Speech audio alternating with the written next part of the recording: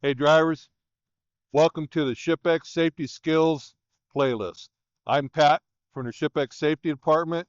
After a million miles behind the wheel, as well as 25 years in the safety department and being a certified safety director, I'd like to share some information. Number one cause of most accidents is distraction and inattentive driving. Let's talk about inattentive. You realize as humans, our natural instinct is only to look about 3 to 6 seconds in front of us, and that's at a walking speed.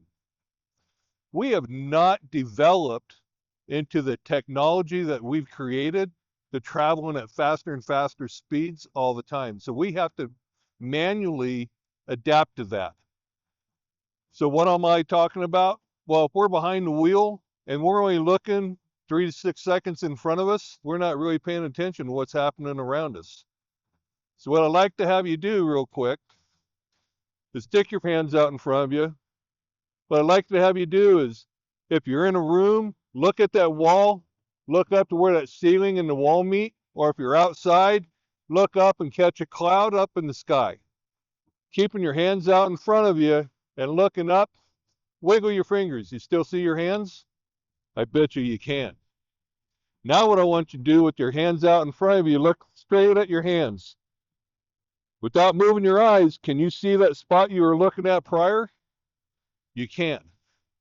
What I want to prove with that is by looking further down the road and looking into the future where you're going to be, you can still see what's happening in front of you.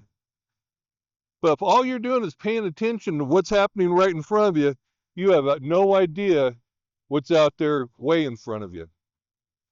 So by looking ahead and looking further down the road, we're going to be able to identify potential problems, hazards, be able to decide how we need to act on those, and set ourselves up to avoid those until we get right up on it. We want to be proactive, right? So by looking further ahead, we identify potential problems and hazards early. We have time to decide what the best course of action is to react on those. That also helps us with the inattentive part because we know what's going on. We're paying attention. We're keeping our eyes and our mind alert, and we're going to avoid being in those situations. So look further ahead. Look around the corner as far as you can. Look up over the hill as far as you can.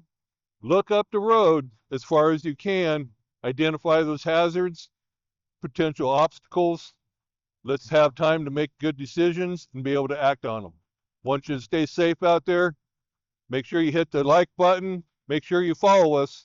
There'll be a lot more content. We'll see you soon.